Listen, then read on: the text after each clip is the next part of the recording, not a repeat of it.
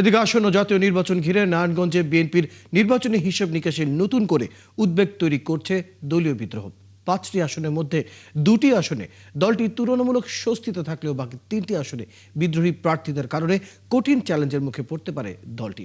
কারণ দলীয় মনোনয়ন না পেয়ে একাধিক নেতা স্বতন্ত্র প্রার্থী হিসেবে মাঠে নামায় 3টি আসনে বিভক্ত হচ্ছে বিএনপির ভোট ব্যাংক।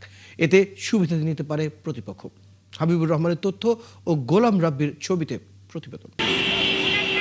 ত্রয়োদশ জাতীয় সংসদ নির্বাচনকে সামনে রেখে নারায়ণগঞ্জে বিএনপির নির্বাচনী সমীকরণে দেখা দিয়েছে ভিন্ন চিত্র। 5টি সংসদীয় আসনের 2টিতে দলীয় প্রার্থীরা তুলনামূলকভাবে নির্ভর থাকলেও বাকি 3টি আসনে বিদ্রোহী প্রার্থীদের কারণে বিপাকে পড়তে পারে দল ও জোট সমর্থিত প্রার্থীরা।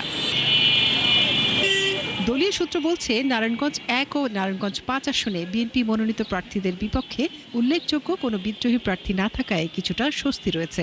তবে ভিন্ন চিত্র বাকি 3টি আসনে।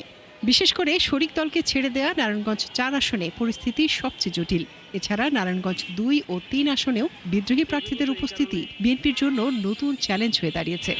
এখানে যেহেতু 2 জন বিদ্রোহী এবং 1 জন বিএনপি জোট সমর্থিত প্রার্থী রয়েছে, সেক্ষেত্রে ভোটগুলো কয়েকটি ভাগে বিভক্ত হয়ে যাওয়ার সম্ভাবনা রয়েছে। বিদ্রোহীভাবে যদি তারা নির্বাচন করে তাহলে এটা অবশ্যই এটা চাপের মুখে পড়বে বলে আমি মনে করি। যারা বিএনপি করে অ্যাকচুয়ালি তারা কাকে ভোট দেবে, তারা যারা এতদিন তৃণমূলে ছিল তাদের ভোট দেবে, নাকি নীতি নির্ধারক থেকে যাকে জোট প্রার্থী করা হয়েছে তাকে ভোট দেবে, এটা দ্বিধাদ্বন্দ্বিতা থাকবে। মনোনয়ন না পাওয়ার কারণে যে বিদ্রোহী হয়েছেন, দলের পদধারী নেতাকর্মীরাও তাদেরকে সমর্থন দিচ্ছেন। বিএনপির ভোট বেশ কয়েক ভাগেই ভাগ হয়ে যাবে।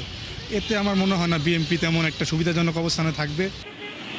রাজনৈতিক বিশ্লেষকরা বলছেন, বিদ্রোহী প্রার্থীরা শেষ পর্যন্ত মাঠে থাকলে 3টি আসনেই বিএনপির ফলাফল অনিশ্চিত হয়ে পড়তে পারে। এইবারের বিদ্রোহী প্রার্থীদের আধিক্যটা মনে হচ্ছে একটু বেশি, কারণ অনেক দিন সেই অর্থবহ কোনো নির্বাচন হয়নি। তো যারা আসলে মাঠের রাজনীতি করেন দিন শেষে তারা নির্বাচন করতে চান, এটা একটা স্বাভাবিক চাওয়া, যে কোনো নেতারই স্বাভাবিক চাওয়া। এবং বড় দলগুলোর যেহেতু সবগুলো আসনেই একাধিক নেতা আছেন যারা নিজেদেরকে যোগ্য মনে করছেন, তারা বিদ্রোহী হবেন এবার বলে আমার মনে হচ্ছে।